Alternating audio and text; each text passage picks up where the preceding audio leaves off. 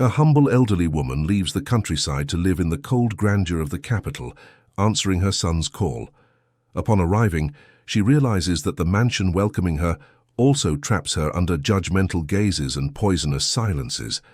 But her muted pain echoes through luxurious rooms until the truth erupts before an incredulous audience. What was once disdain turns into scandal, and the woman who was meant to disappear becomes impossible to ignore. If this story interested you, don't forget to subscribe to our channel and tell us which city you're watching us from. We continue. I promise this will be the best story you'll ever hear in your life. The bus kicked up dust on the dirt road before disappearing around the bend. Mrs. Eleanor stood there, with her single cardboard suitcase tied with twine, looking at the immense glass and marble building that rose before her like a monument from another world. London was too noisy, too big, too frightening. Nothing like the silence of the farmstead in the Cotswolds where she had spent the last 62 years of her life. But Gabriel, her only son, had insisted so much. He had said it was time for her to rest, that the city would offer comfort, that he wanted to take care of his mother. How could she refuse the request of a son she had raised alone, working from sunrise to sunset on the farm, washing clothes in the river, selling cheese at the farmer's market? Eleanor adjusted her floral dress, the same one she wore to Sunday church services, and walked to the entrance. The doorman, uniformed as if he were a general, looked her up and down before picking up the phone. The wait was long and awkward. She clutched the handle of her suitcase so tightly that her knuckles turned white. Finally, the elevator opened, and out stepped a woman who looked like she had walked straight out of a magazine. Smooth, dark hair falling perfectly over her shoulders, a white dress that must have cost more than an entire corn harvest, towering heels that made an elegant sound against the marble floor. It was Camilla, Gabriel's wife. Camilla's eyes scanned Eleanor from head to toe in less than 3 seconds, and in that brief instant, the elderly woman felt as if she had been weighed, measured, and discarded. There was no hug, no kiss, just a thin, icy smile. "Mrs. Eleanor, you finally arrived. Gabriel is in the office handling some matters. Let's go up." Her voice was too polite, too polished, too empty. Eleanor realized she wasn't welcome, but she swallowed the lump in her throat and followed her daughter-in-law to the elevator. Inside the mirrored cabin, she avoided looking at her own reflection next to that impeccable woman. Camilla was busy on her phone, indifferent to her mother-in-law's presence. When the doors opened on the 12th floor, Eleanor was led down a wide, silent corridor to an apartment that looked more like an art gallery. Everything was white, grey, black. There wasn't a single flower, no family photo, no life. "This is your room." Camilla pushed open a door at the end of the corridor. "It's small, but it has a private bathroom. I hope you get used to it. Things work differently here than what you're accustomed to. We have a maid, so you don't need to worry about helping. In fact, I prefer you don't touch anything. Everything has its place." Eleanor entered the room. It was indeed small, with a single bed, a built-in wardrobe, and a window that overlooked the building's air shaft. Not even natural light entered properly. She placed her suitcase on the bed and sat down, feeling the weight of loneliness pressing on her chest.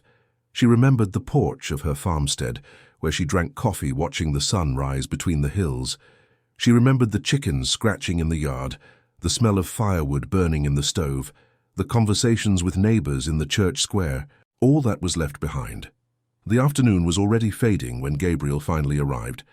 Eleanor heard her son's voice in the living room and rushed out, her heart pounding. He was there, in a navy blue suit, impeccable tie, a leather briefcase in his hand. When he saw her, his face lit up and he opened his arms. "Mother, I've missed you so much." The hug was long, tight, wet with tears. Eleanor felt her son's scent, which even after so long was still her boy. Gabriel pulled her back to look at her better, smiling with those eyes she had known forever. "I brought something for you, Mother." He took a small box from his pocket. "Remember when we used to watch the hummingbirds by the cherry tree? Well then." Inside the box was a delicate necklace with a gold hummingbird pendant. Eleanor brought her hand to her chest, moved. It was beautiful, it was thoughtful, it was pure memory. "Oh, my son. It's too beautiful. I don't even know what to say." Gabriel carefully placed the necklace around his mother's neck. Camilla, who was watching everything from an armchair with a glass of wine in her hand, smiled, in a way that didn't reach her eyes. "How sweet, Gabriel. Always so thoughtful. But Mrs. Eleanor, be careful not to lose this jewel, okay? It's real gold. Things have value here in London." The comment was like a precisely aimed pin. Eleanor noticed the insinuation but chose to ignore it. Gabriel didn't seem to notice anything. He was too happy to have his mother there, finally close to him after so many years living alone in the countryside. Dinner was served at the enormous dining table that could accommodate 12 people, but where only 3 sat. The maid, a young woman with a sad gaze named Joanna, brought the dishes with a reverence that bordered on fear. Eleanor noticed how Camilla treated the employee, with dry orders and cutting glances. The food was sophisticated, full of French names Eleanor had never heard. She ate in silence, trying to use the correct cutlery, observing how Camilla held her fork with studied elegance. The conversation revolved around topics Eleanor didn't understand: stock market shares, investor meetings, a charity gala dinner at the London club. Gabriel spoke animatedly about the company, about expansions and million-pound contracts.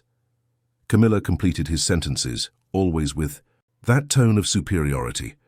Eleanor tried to join the conversation once, talking about the recent rains on the farmstead and how the neighbor's tomato crop had been good. The silence that followed was awkward. Camilla took a sip of wine and smiled. "How interesting, Mrs. Eleanor, but I believe we are in a different context here, aren't we? Gabriel needs to focus on business. We don't have much time for conversations about agriculture." Gabriel gave an awkward laugh and quickly changed the subject. Eleanor lowered her eyes to her plate and said nothing more for the rest of the meal. When she finally retired to her room, she cried softly, her face buried in the pillow so no one would hear. She clutched the gold hummingbird between her fingers and prayed for strength. She had left everything behind for love of her son, but now she wondered if that sacrifice would be worth it. The house was beautiful, but it was cold. The bed was comfortable, but it was lonely. And Camilla, the woman who shared her life with her Gabriel, was outwardly polite, but carried in her eyes a coldness that was frightening. Eleanor knew how to recognize danger when she saw it, even if it came wrapped in silk and French perfume. And that night, as she listened to the distant noise of the city that never slept, she was certain that her journey in that place would be much more difficult than she had imagined. The first few days dragged on like an eternity. Eleanor woke up early, as she always had her whole life, but there were no roosters to crow, no dew on the grass, no sun entering through the window, only the muffled sound of traffic below, and the artificial light that never seemed sufficient. She tried to keep busy, but Camilla had made it clear that there was no room for her help. When Eleanor offered to cook a shepherd's pie or some scones, her daughter-in-law refused with poisoned politeness. "Here we have a nutritionist who plans our menu, Mrs. Eleanor. Homemade food doesn't quite fit our routine. Besides, the kitchen is Joanna's territory. We don't want any confusion." Joanna, the maid, was a young woman in her 20s, thin and with a frightened look. Eleanor noticed from the first day that the girl suffered in silence. Camilla treated her as if she were invisible, giving orders without looking her in the eye, complaining about everything. The dishes weren't sparkling enough. The floor needed 3 more passes with the mop. The towels weren't folded correctly. Joanna lowered her head and repeated, yes ma'am, like a survival mantra. One morning, Eleanor came down for coffee and found Joanna secretly wiping away tears in the corner of the kitchen. The girl was startled to see her. "Mrs. Eleanor, sorry, I'll serve your coffee right away." "Calm down, dear. What happened?" Joanna hesitated. She looked around as if fearing the walls had ears. "Nothing. Ma'am, it's just that the madam sometimes gets rough, but I need the job. My mother is sick and I support my siblings." Eleanor felt her heart ache. She recognized in that young woman the same harshness of life that she herself had known so well. Without a second thought, she took Joanna's hand and squeezed it gently. "You are a strong young woman. Don't let anyone take that from you, do you hear?" Joanna's eyes filled with tears again, but this time she smiled. It was a small smile, but genuine. From that day on, a silent complicity was established between the two. Joanna began to make Eleanor's coffee stronger, just the way she liked it. Sometimes she would bring a warm scone hidden in her apron pocket. These were small gestures, but they warmed the elderly woman's heart in that cold house. Camilla, however, was not foolish. She noticed their closeness and didn't like it one bit. One afternoon, when Gabriel was out, she called Joanna into the living room and spoke loudly, knowing Eleanor would hear from the corridor. "Joanna, you were hired to serve me and my husband, not to make friends with anyone, I hope. That's clear. Your job here is to work, not to socialize." The message was for Eleanor, and she understood it perfectly. She returned to her small room and sat on the bed, feeling loneliness tighten like a rope around her neck. It was then that she had an idea. She searched her suitcase and found an old notebook she used to write down recipes. There were blank pages at the end. She picked up a pen and started to write. She wrote about missing the countryside, about the coldness of that house, about the fear of losing her son too, that stone-hearted woman. She wrote because she needed to get out everything she swallowed in silence. When she finished, she hid the notebook behind some towels on the bathroom shelf. No one would look there. Weeks passed, and the routine became an invisible prison. Eleanor couldn't go out alone because she didn't know the city, and Camilla always had an excuse not to accompany her. Gabriel left early and returned late, exhausted from his commitments. When he was home on weekends, Camilla monopolized his attention with conversations about apartment renovations, trips they were planning, parties they needed to organize. Eleanor sat on the sofa, a spectator of her own irrelevance. It was on one of those Saturday afternoons that the first incident occurred. Camilla was tidying her bag to go out when she realized she couldn't find the wristwatch she had left on the dressing table. It was a gold Rolex, a gift from Gabriel on her last birthday. She searched everywhere, growing more and more nervous, until she finally stopped and looked directly at Eleanor. "Mrs. Eleanor, did you happen to see my watch? I left it here last night." "No, dear, I didn't even go into your room." Camilla narrowed her eyes. "How strange. I'm sure I left it right here." "Gabriel, did you see it?" Gabriel, who was reading the newspaper in the living room, looked up distractedly. "No, love. It must be around somewhere. Look properly." Camilla didn't insist at that moment, but she cast a look at Eleanor that clearly conveyed what she was thinking. The elderly woman felt a chill in her stomach. It wasn't possible they were suspecting her. The watch appeared hours later, fallen behind the dressing table. Camilla didn't apologize. She just picked up the object and left without a word. But the seed of distrust had been planted. Days later, a £100 note went missing from Camilla's purse. She searched everywhere and couldn't find it. This time, she openly insinuated during dinner, "Gabriel, darling, did you take money from my purse?" "No. Why?" "Because a £100 note disappeared. I left it there yesterday morning, and now it's gone." The silence that followed was heavy. Eleanor felt Camilla's gaze on her, but kept her eyes on her plate. Gabriel cleared his throat uncomfortably. "It must have fallen somewhere, love. You're a bit disorganized with these things." Camilla gave a forced smile. "Yes, that must be it."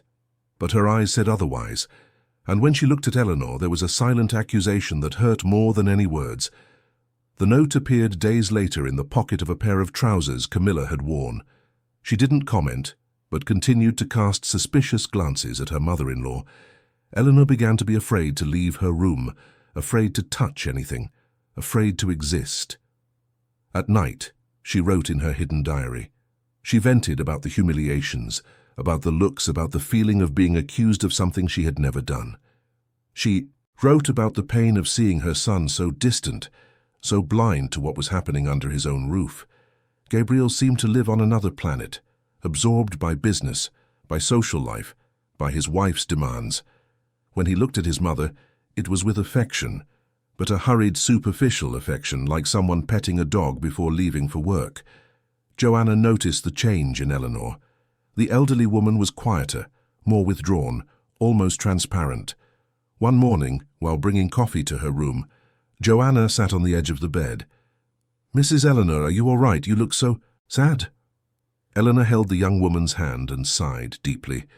"Oh dear, sometimes we make sacrifices thinking it will be worth it, but we only end up hurting ourselves. I left my whole life behind to be close to my son, and now I feel further from him than when I lived 500 miles away." Joanna squeezed her hand back. "I see how the madam treats you. It's not fair. You don't deserve this." The two sat there in silence, sharing a pain that only the invisible can understand. Outside, the city continued its frenetic pace, indifferent to the suffering happening on the 12th floor of that luxury building. And Camilla, in the living room, planned her next move.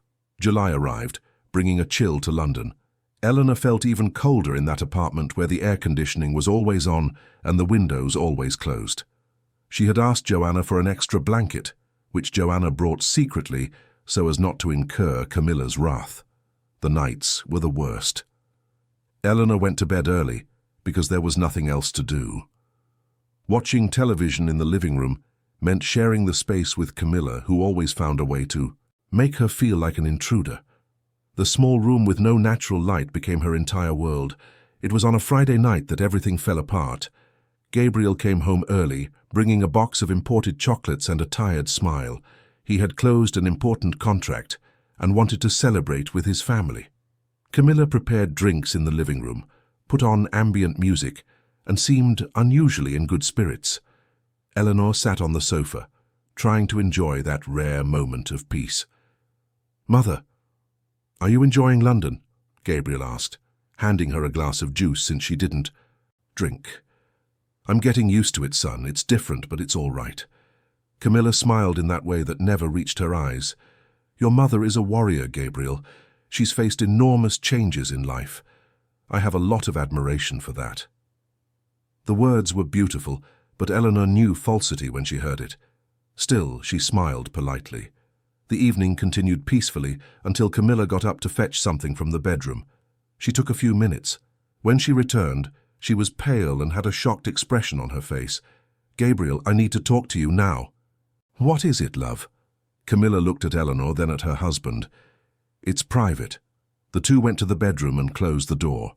Eleanor remained there, sitting on the sofa, her heart racing and a bad premonition taking hold of her. She could hear raised voices but couldn't distinguish the words. 15 minutes later, Gabriel came out of the room with a grim expression the elderly woman had never seen before. Camilla followed behind him, her eyes red as if she had been crying. "Mother, I need to ask you something." His tone was dry, distant, almost accusatory. Eleanor felt her legs go weak. "What is it, my son? Did you take anything from our room?" "What do you mean, Gabriel? I never go into your room." Camilla took a step forward, her voice trembling but firm. "Mrs. Eleanor, my sapphire necklace is missing. It's a jewel Gabriel gave me on our wedding anniversary. It's worth over £50,000. It was in my jewelry box yesterday morning, and now it's gone." Eleanor's world spun. She brought her hand to her chest, feeling her breath catch. "I didn't take anything, dear. I would never take anything from anyone. I was raised with honesty." Gabriel ran a hand over his face, visibly distressed. "Mother, no one besides you, Camilla, me and Joanna has access to that room. Joanna has worked here for 3 years and nothing has ever gone missing. You arrived just over a month ago and since then small things have started to disappear." Eleanor felt tears burn in her eyes. "Son, I swear to God I didn't take anything. You can search my room, you can search my belongings. I have nothing that isn't mine." Camilla wiped a tear that ran down her face. "Mrs. Eleanor, I don't want to believe this, but please understand our position. The jewel is worth a lot of money and has sentimental value. I need to find it." Gabriel looked at his mother with eyes that mixed pain and distrust. "Would you let us take a look in your room?" Eleanor nodded, unable to speak. The three walked down the corridor as if in a funeral procession. Gabriel opened the wardrobe and began to search. Camilla rummaged through drawers, opened her mother-in-law's suitcase, went through her clothes. Eleanor stood in the corner of the room watching her life being turned, upside down, her dignity being trampled. Gabriel found her Bible and leafed through the pages one by one. He found the embroidered cloth she had brought from the farmstead and unfolded each one. He found old photos, letters, rosaries, memories of a lifetime. But he didn't find the necklace. Camilla went into the bathroom and started rummaging through the cabinets. It was then that she saw the notebook hidden behind the towels. She pulled it out and opened it. Eleanor felt her blood run cold. What is this, Mrs. Eleanor, a diary? It's just some things I write. It's private. Camilla began to read aloud with a dramatic tone. June 10th. Today Camilla looked at me in a way that made me feel dirty. June 15th. I think she's making Gabriel distrust me. Her daughter-in-law stopped reading and looked at Eleanor with an expression of perfect victimization. So this is how you see us? As enemies? We who opened our home to you? Gabriel took the notebook from his wife's hands and read some passages. His face grew increasingly grim. Mother, what is this story? Are you thinking we're plotting against you? Eleanor tried to explain, but the words came out jumbled. Son, this is just a vent. I feel lonely, I feel judged. Writing helps me not to go crazy. Camilla hugged her husband, resting her head on his shoulder. See, love, she thinks I'm the monster in this story. Me, who tries so hard to welcome her. Me, who gave up my space, my privacy. Gabriel hugged his wife back and looked at his mother with tired eyes. Mother, I'll be honest. I didn't find the necklace here, but I also can't understand what's happening. I need some time to think. Eleanor approached her son, her hands trembling. Gabriel, my son, look into my eyes. I would never take anything that wasn't mine. I raised you alone. I went hungry so you could eat. I worked until my hands bled so you could study. I know what honesty is. Gabriel looked away. I know, Mother, but I also know that Camilla wouldn't lie about something like this. The necklace disappeared. Someone took it, and you are the new person in the house. The logic was simple, cruel, and devastating. Eleanor felt her legs weaken and held onto the wall. Camilla remained embraced by her husband with an expression of immense suffering. Gabriel sighed deeply. Mother, I think it's better if you stay in your room for a few days, until we resolve this. I'll ask Joanna to bring your meals here. The words were like a sentence. Eleanor was being confined, isolated, treated like a criminal. She couldn't respond. She just turned and lay on the bed, her back to her son and daughter-in-law. She heard them leave and close the door. She heard them lock it from the outside. Yes, they locked it. She was trapped. Then the tears came, abundant and silent. She cried for the injustice, for the humiliation, for the pain of seeing her son doubt her. She cried for the loneliness of being in a place where no one believed her word. She cried because she realized too late that that house would never be a home. It was a gilded trap, and she had fallen right into it. On the other side of the door, Gabriel leaned his forehead against the corridor wall, torn between his love for his mother and his trust in his wife. Camilla, beside him, placed her hand gently on his shoulder. The following days were the longest in Eleanor's life. She woke up without knowing what time it was, as the room window didn't show the sun. The door remained locked from the outside. Joanna brought meals 3 times a day, leaving the tray on the floor and gently knocking on the door. Eleanor heard the key turning in the lock, quickly took the tray, and the door closed again. There was no conversation, no complicit glances, only silence and imprisonment. The meals began to worsen. On the first day there was still decent food, but soon Eleanor realized she was receiving leftovers. Dried-out rice, cold beans, pieces of meat no one else wanted. Once it was just dry bread and butter, another time a thin soup that looked more like water. She ate because she needed to survive, but every mouthful was a reminder of how low she had fallen. Gabriel knocked on the door only once that week. Eleanor rushed to answer, her heart hopeful. "Mother, I brought some books for you to read. You must be bored in there." His voice was strange, distant, as if speaking to a stranger. Eleanor held the doorknob from the inside, trying to feel her son's presence through the wood. "Gabriel, son, I didn't take that necklace. You need to believe me." There was a long silence on the other side. "Mother, I want to believe. But the necklace is gone, and no one knows where it is. Camilla is devastated. It was her favorite jewel." Eleanor took a deep breath, trying to control her emotion. "And me? Doesn't it matter that I'm devastated too? That I'm trapped here like a criminal?" Gabriel cleared his throat, uncomfortable. "It's temporary, Mother, just until we figure out what happened. You understand, right?" No, she didn't understand. But she knew that. Insisting wouldn't help. Gabriel was blind, manipulated, lost. The conversation ended there. The books were left on the floor and the door closed again. Eleanor didn't even bother to pick them up. She couldn't concentrate on anything but her own pain. It was in the early hours of one morning that the hunger became unbearable. Eleanor couldn't sleep. That day's dinner had been burnt toast and half a mashed banana. Her stomach rumbled, her hands trembled. She remembered that the house's habit was to lock her room only during the day. At night they imagined she would be sleeping and wouldn't try to leave. She slowly turned the doorknob. The door opened. The apartment was plunged into silence and darkness. She walked lightly to the kitchen, her heart pounding in her chest. She opened the refrigerator, and the internal light almost blinded her. Inside there was everything: fresh fruits, imported cheeses, yogurts, desserts, and on a covered plate, a roasted chicken thigh that must have been left over from dinner. Eleanor picked up the thigh with trembling hands. She was about to bring it to her mouth when the kitchen light suddenly came on. Camilla was there in a silk robe, arms crossed, a cruel smile on her lips. "Well, look who decided to crawl out of her hole. Hungry, Mrs. Eleanor." Eleanor held the chicken, unable to let go. Hunger was greater than shame. "I just wanted something to eat. I didn't have a proper dinner." Camilla walked towards her with slow, theatrical steps. "Oh, really? I thought the food I sent you was excellent. After all, it's what you deserve." The venom in her words was palpable. Camilla took the chicken from Eleanor's hands and threw it in the trash can. "Food for honest people is not for a thief." Eleanor felt tears burn in her eyes but refused to cry in front of that woman. "I am not a thief."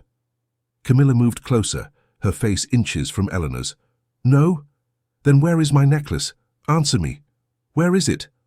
"I don't know. I never took it." Camilla gave a low, bitter laugh. "Do you know what you are, Mrs. Eleanor? You are trash. You came from trash. You will die in trash. My husband may pity you, but I don't. I know exactly who you are, an old opportunist who wants to leech off what my husband has achieved." The words were knives, and each one cut deep. Eleanor recoiled until she hit the wall, powerless to fight back. Camilla continued, "Tomorrow I'm hosting a lunch here. Important women from high society, and you will serve them. You will wear an apron and you will serve. Because that's what you are, a maid. Not even that, actually. You're less than that." Eleanor found a spark of courage deep in her soul. "I will not serve anyone. I am not your maid. I am the mother of the man who supports you." The slap came fast and precise. Camilla's hand struck Eleanor's face with force, making her head snap to the side. The elderly woman brought her hand to her stinging face, incredulous. Camilla moved even closer, whispering with terrifying calm, "You will regret defying me."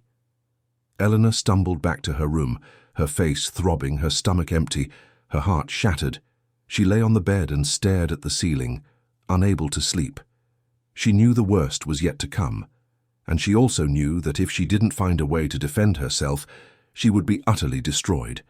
But how?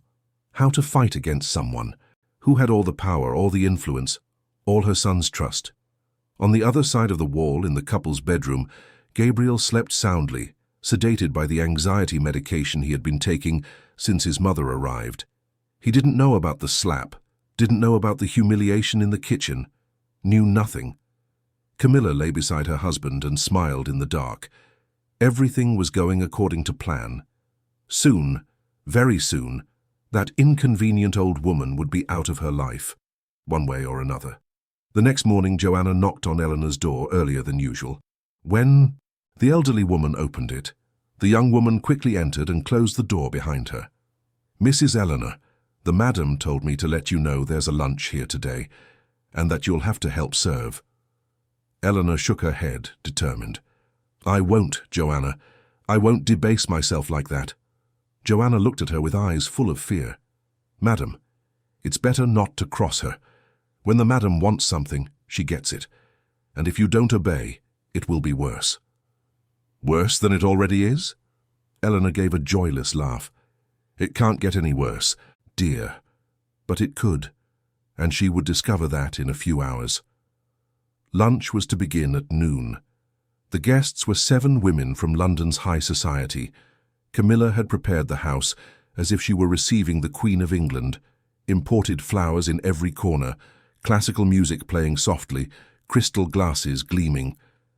Eleanor remained locked in her room, listening to the murmur of feminine voices, the polite laughter, the clinking of glasses. She would not leave there, no matter what happened, until the door burst open violently.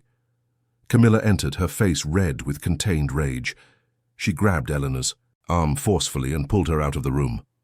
The elderly woman tried to resist but had no strength. She was dragged down the corridor to the living room, where the 7 women stopped talking and looked at the scene with a mixture of shock and curiosity. Eleanor was in her nightgown, disheveled, with the slap mark still visible on her face.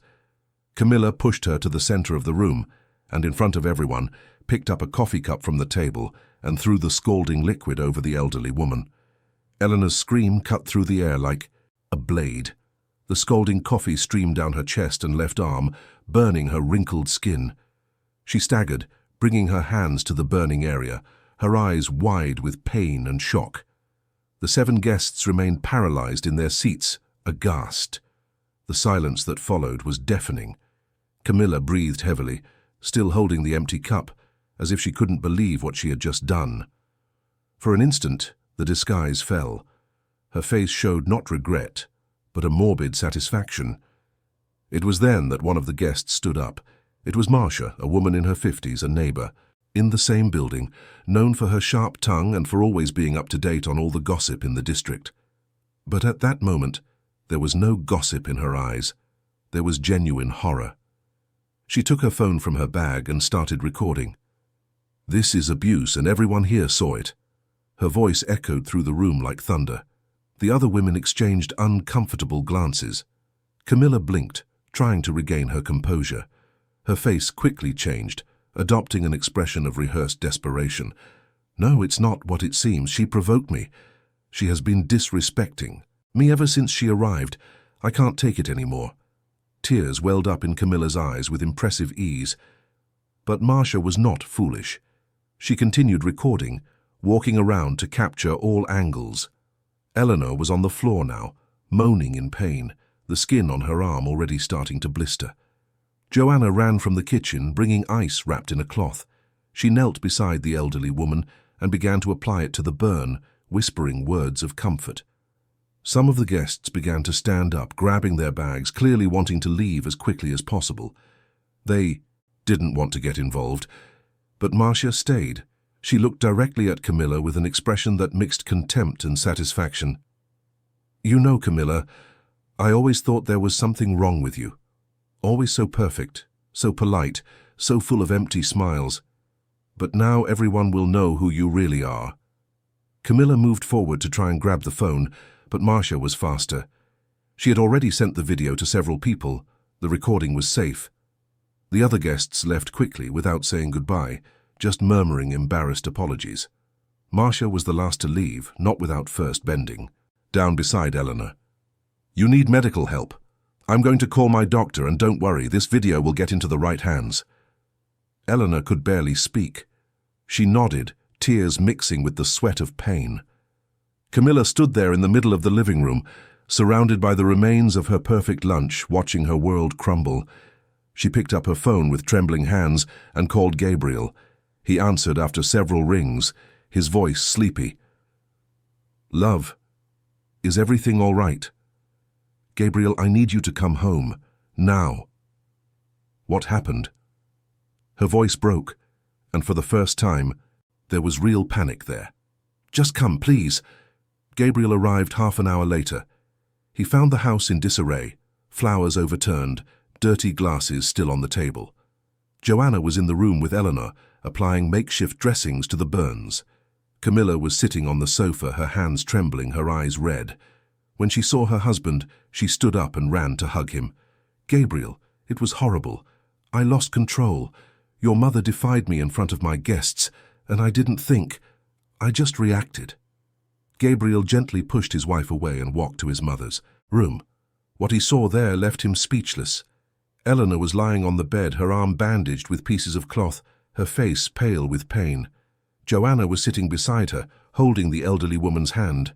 When Gabriel entered, the maid quickly stood up and left, leaving mother and son alone.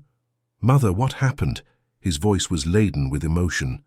Eleanor looked at her son, and for the first time since she had arrived in that house, felt anger. Anger for having been so naive, anger for having trusted, anger for having suffered in silence for so long. "What happened?" "Gabriel, is that your wife burned me with scalding coffee, in front of 7 witnesses because I refused to be humiliated one more time." Gabriel ran a hand through his hair, visibly shaken. "Mother, I didn't know. I swear I didn't know it was this bad." Eleanor gave a bitter laugh. "Didn't know? How could you not know, Gabriel? I've been trapped in this room for days, eating scraps, being accused of being a thief, being humiliated, and you saw nothing because you didn't want to see, because it was easier to believe her than your own mother." The words were like punches. Gabriel sat on the edge of the bed, his face in his hands. Outside, the first rings of the telephone could be heard. It was Camilla's friends, calling to ask if what they were seeing on social media was true. Marcia's video had already begun to circulate. In a few hours it went viral. Thousands of shares, indignant comments, calls for justice. Camilla's name, which had always been synonymous with elegance and status, was now associated with abuse and cruelty. The next day the apartment doorbell rang insistently. Gabriel opened the door and was faced with a woman in her 40s, thin, with tired eyes. She introduced herself as Helen, a former maid of the house. She had come after seeing the video on social media. "I worked here for 2 years, and I suffered the same as his mother must have suffered. The madam humiliated me every day. She called me stupid, incompetent, useless. Once she threw food on the floor and made me clean it on my knees while she laughed. I needed the job, so I endured it. But when I finally gathered the courage to leave, she didn't pay me my severance. She said I didn't deserve it." Gabriel listened to everything with an expression of someone waking from a nightmare. Helen was not alone. Behind her, 2 more former maids appeared, each with her story of abuse and humiliation. Camilla, who was listening to everything from the bedroom, knew there was no turning back. Her house of cards had completely collapsed. Meanwhile, Marcia handed a copy of the video to a journalist known for exposing cases of domestic abuse. The story made local news. Reporters began appearing in front of the building wanting interviews. The building manager called Gabriel, saying she was receiving complaints from other residents. The pressure was unbearable. It was then that another character entered the scene. Roderick, Gabriel, and Camilla's teenage son, who had always been a silent presence in the house, arrived home from school and found chaos. He was 16, introspective, and spent most of his time locked in his room playing video games. But he wasn't blind. He had noticed things. One night weeks ago, he had heard his mother humiliating his grandmother and recorded part of the conversation on his phone. He didn't quite know what to do with it at the time. But now, seeing his father distraught, his grandmother wounded and his mother trying to play the victim, he made a decision. "Dad, you need to see this." Roderick showed his father the recording he had made. In the recording, Camilla could be clearly heard calling Eleanor a parasite, saying she was a nuisance, threatening to make her life a living hell until she gave up and went back to the countryside. Gabriel listened to everything with tear-filled eyes. When the recording ended, he looked at his son with a mixture of gratitude and sadness. "Thank you, son. Thank you for having the courage to show me this."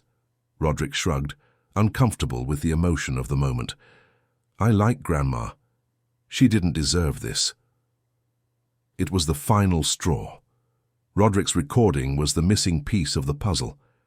Gabriel asked his son to send him the audio and with trembling hands confronted Camilla. She was in the bedroom, sitting at the dressing table, trying to maintain her composure while applying makeup to cover the signs of stress. When she saw her husband enter with his phone in hand, she knew the charade was over. "Camilla, I want you to listen to this." Gabriel played the recording. Her voice echoed through the room, poisonous, cruel, unrecognizable. Camilla closed her eyes, as if she could make it disappear. When the audio ended, the silence was heavy as lead. "That's not who I am, Gabriel. I was nervous, stressed. Your mother drove me crazy. You don't understand the pressure I felt having her here." Gabriel slowly shook his head. "No, You're not going to turn this around. You tortured my mother. You planted suspicions about her, isolated her, humiliated her, and in the end you threw scalding coffee on her. All this while I worked like a condemned man to support this life you love so much." Camilla stood up, trying to approach her husband, but he recoiled. "Gabriel, I made mistakes. I admit it. But I can change. We can get through this. Think about Roderick. Think about our family." Gabriel gave a joyless laugh. "Family? What family, Camilla? A family where the matriarch is treated like trash, where an innocent woman is accused of theft, where love is replaced by appearances." He walked to the dresser and opened the top drawer. He searched for a few seconds until he found what he was looking for. It was the sapphire necklace, the one that had supposedly disappeared. It was there, hidden under silk scarves. Camilla paled. "Gabriel, I can explain." "No need. I understand everything. You fabricated the disappearance of the necklace to incriminate my mother. You probably planned from the beginning to drive her away from me. And I, like an idiot, believed every word of yours." Camilla began to cry, but they were tears of desperation, not regret. She knew she had lost. Gabriel left the room and went straight to his mother's room. Eleanor was lying down, her eyes fixed. On the ceiling, lost in thought. When she saw her son enter, she showed no emotion. He knelt beside the bed and held her hand. "Mother, forgive me. I failed you. I should have protected you, and instead I let her do this." Eleanor looked at her son. She saw there the boy she had raised, the boy she had done everything to give a better life. But she also saw a weak, manipulated man who had chosen the wrong person to share his life with. "Silence has a price, Gabriel, and you made me pay it alone." The words were like a sentence. Gabriel lowered his head, unable to respond. He stayed there for long minutes, holding his mother's hand, trying to find words that could fix the damage. But there were no words. Some wounds were too deep. In the following days, the case took on unimaginable proportions. Eleanor's diary, a loose page of which Marcia had found in the garden weeks ago and kept, was handed to a local journalist. The detailed accounts of humiliation, isolation, and emotional abuse were published on a news portal. The repercussion was immediate. Senior advocacy groups spoke out. Lawyers offered their services free of charge to represent Eleanor. The story became a symbol of the invisible violence that occurred within seemingly perfect homes. Camilla tried to defend herself on social media, publishing a long text in which she played the victim and claimed she was being judged without the right to defense. But the comments were devastating. Former schoolmates appeared, telling stories of bullying she had practiced in adolescence. Acquaintances revealed episodes of arrogance and disrespect. The image she had built over the years crumbled in a matter of days. Gabriel, in turn, sank into a deep crisis. He began to miss important work meetings. His partners approached him, concerned, but he could barely explain what was happening. His insomnia worsened. He started having panic attacks in the middle of the night. A doctor diagnosed an acute case of anxiety and depression. Guilt consumed him. How had he not noticed? How had he let that happen under his own roof? Joanna, the maid who had always been the silent witness to everything, decided to speak. She sought a lawyer and filed a formal complaint against Camilla for workplace moral harassment. She spoke about years of humiliation, daily insults, and the constant fear of being unfairly dismissed. The complaint was another stone in the mountain of accusations growing against Camilla. Meanwhile, Eleanor began to receive proper medical care. A dermatologist treated the burns, which fortunately were not as severe as they initially appeared. But the emotional scars were much deeper. She barely spoke. She spent her days sitting in the chair, looking at the window that overlooked the airshaft, lost in thought. Gabriel tried to talk to her, but received only monosyllabic answers. The relationship between mother and son was irremediably damaged. It was Roderick who began to bridge the gap. The teenager started visiting his grandmother every day after school. He would sit beside her and talk about mundane things, about his day at school, about the games he was playing, about plans for the future. He didn't demand answers. He simply offered companionship. And slowly, very slowly, Eleanor began to respond. first with small smiles, then with a few words, eventually with entire conversations. One afternoon, Roderick brought his grandmother an old photo album he had found in the closet. They were photos from when Gabriel was a child, still on the farmstead. Eleanor took the album with trembling hands and began to leaf through it. In each photo there was a memory.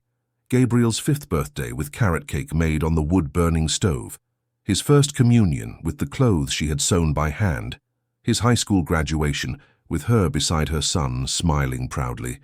Where was that boy? Where was that complicity? Grandma, Dad's really not well. He doesn't sleep. He doesn't eat properly. I think he truly regrets it. Eleanor closed the album and looked at her grandson. Regret doesn't erase pain, my son, and pain isn't cured with pretty words. Roderick nodded, understanding. But you still love him? The question caught Eleanor off guard. She thought for long seconds before answering. A mother's love never ends. But trust, respect, those can end. And I don't know if I can get that back. The words hung in the air, heavy and true. Roderick held his grandmother's hand and stayed there in silence, offering the only comfort he could give, his presence. Meanwhile, Camilla was notified that she would have to give a statement at the police station.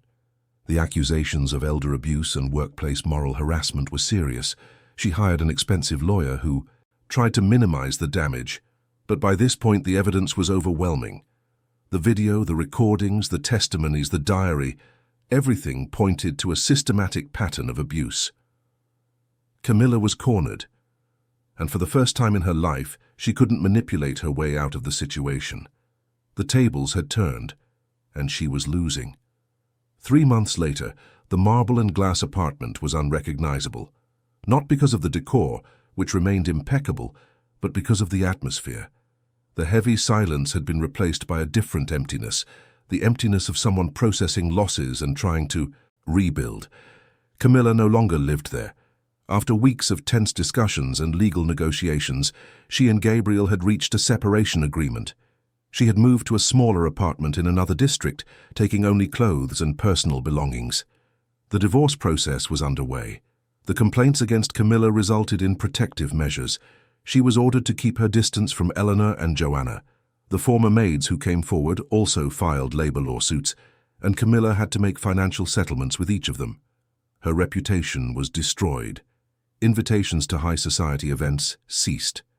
Friends who once flattered her now crossed the street to avoid greeting her. The price of cruelty was being paid. Eleanor, in turn, made a decision. She no longer wanted to live in that apartment. She no longer wanted London. Gabriel tried to convince her to stay, offering to move to another place, another district, even another city. But she was firm. Son, I need to go back home. My real home, where I know people, where I can breathe. Here I only have bad memories. Gabriel knew it was useless to insist. He helped his mother pack her bags, this time with much more care and affection than when she had arrived. Roderick asked to accompany them. He wanted to see the farmstead where his father grew up. He wanted to spend some time with his grandmother, away from all that confusion. The return journey to the Cotswolds was silent, but not uncomfortable. Gabriel drove, occasionally looking in the rearview mirror at his mother in the back seat. Eleanor looked out the window, watching the urban landscape give way to fields, hills, dirt roads. When they finally arrived at the farmstead, she got out of the car and took a deep breath. The smell of the earth, the bird song, the gentle wind, everything was exactly as she had left it. The house was just as it had been. A neighbor had looked after the place during her absence, watering the plants, cleaning the yard. Eleanor entered slowly, touching the walls, the furniture, the memories. Gabriel stood in the doorway, watching his mother reconnect with that world he himself had left behind decades ago. Roderick explored everything with curiosity, fascinated by the chickens, the wood-burning stove, the simplicity of everything. Is this where you grew up, Dad? Yes, son. This is where your grandmother raised me. Alone. With great sacrifice. Gabriel sat on the porch in the same spot where he used to sit as a child. Eleanor came and sat beside him. They sat there in silence for a while, just listening to the sounds of nature. Mother, I know I've apologized many times, but I need you to know that I will carry this guilt for the rest of my life. I failed you in the worst possible way." Eleanor looked at her son. She saw the dark circles under his eyes, his hair graying, the wrinkles of worry. She saw a broken man, but still, her son. "Gabriel, I forgive you, not because you deserve it, but because I don't want to carry anger in my heart. But forgiving is not forgetting, and the trust we had, that will take a long time to return, if it ever does." Gabriel nodded, understanding. He didn't expect more than that. They stayed there until the sun began to set, painting the sky orange and pink. Roderick returned from the yard with eggs the chickens had laid, excited like a small child. Eleanor smiled, a genuine smile this time. "Grandma, can we make cornmeal cake with these eggs?" "Yes, my angel. Come here and I'll teach you." Gabriel watched his mother and son enter the house, laughing and talking. He felt a pang in his chest. This was how it should have been from the beginning. Simple, true, without masks. He had exchanged all this for a life of appearances, for a woman who had only used him as a stepping stone for her ambition, and he had almost lost his mother in the process.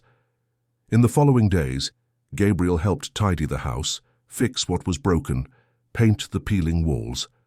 Roderick fell in love with life on the farmstead and was already talking about spending his holidays there. Eleanor, little by little, returned to being herself. Her smile became more frequent. Her voice regained its firmness. The burns on her arm were healing, but they would leave permanent scars, just like the emotional burns. One afternoon, while having coffee on the porch, Eleanor spoke about what she had learned. "You know, Gabriel, all this time I wondered where I went wrong. Did I spoil you too much? Did I not prepare you properly for life? But then I realized that it wasn't my fault. I raised you with love, with honesty, with dignity. The choices you made later were yours, and so were the consequences." Gabriel swallowed the lump in his throat. "You didn't do anything wrong, Mother. The mistake was all mine. I let success go to my head. I forgot where I came from. I forgot the values you taught me." Eleanor took her son's hand. "But you can relearn. It's not too late for you to be the man I raised you to be." The words hung in the air like a promise. Gabriel knew the path would be long. He would have to rebuild not only his relationship with his mother, but his relationship with himself. He would have to rediscover himself away from social masks, away from empty luxury, away from people who only surrounded him out of self-interest. Joanna, the former maid, called a few times to see how Eleanor was doing. She had found a better job, with a family that treated her with respect. She had also started psychological treatment to deal with the trauma of years of abuse. She told Eleanor that she felt lighter, more in control of herself. The two kept in touch, a true friendship born of shared suffering. Marcia, the neighbor who recorded the video, also called. She apologized for having been a gossip for so many years and said that Eleanor's case had made her reflect on empathy and on using her voice for good. She had started volunteering for an organization defending the rights of the elderly. As for Camilla, Gabriel learned through others that she was trying to rebuild her life in another city. She had found a job at a marketing company, using a professional alias to avoid association with the scandal. She had not attempted contact with Roderick, who had made it clear he didn't want to speak to her. The teenager was in therapy, processing the trauma of discovering who his mother really was. One Saturday morning, Gabriel woke up early to the crowing of the rooster. He went out to the porch and found Eleanor already awake, drinking coffee and watching the sunrise. He sat beside her. "Mother, I was thinking, what if I came back here, not to live permanently, but to stay for a while, work from home, be closer to you?" Eleanor looked at her son with surprise. "And your company? Your businesses? I have partners who can run things for a while. And I need this. I need to reconnect with who I truly am, or who I should be." Eleanor smiled. It was the answer she didn't know she was waiting for. "It would be good to have you nearby. The right way this time." Gabriel nodded. For the first time in months, he felt a little peace. It wasn't complete redemption. It wasn't total forgiveness. But it was a beginning. And sometimes, an honest new beginning is worth more than 1,000 empty promises. The sun continued to rise. On the horizon, illuminating the farmstead with its golden light, The chickens scratched in the yard, the coffee steamed in the cups. And there, on that simple porch, two people tried to rebuild bonds that had almost been broken forever. Silence had had its price, but a new beginning also had its value, and Eleanor, even with scars on her body and soul, chose to give her son a chance to prove that the boy she had raised with so much love was still within him. Dear listeners, we hope Eleanor and Gabriel's story has deeply touched your hearts. This narrative reminds us that true love demands more than beautiful words. It demands actions, respect, and the courage to see the truth, even when it hurts. To continue experiencing intense emotions like this, we have a special playlist full of other stories that explore life's challenges and beauties. Find it by clicking on the link provided. If this story moved you, don't forget to subscribe to the channel so you don't miss any of our narratives. Leave your like and tell us in the comments what you thought of Eleanor's journey. Every day we bring unique stories that make us reflect on family, forgiveness, new beginnings, and the complexity of human relationships. Your presence here makes all the difference. We await your comments and see you in the next story.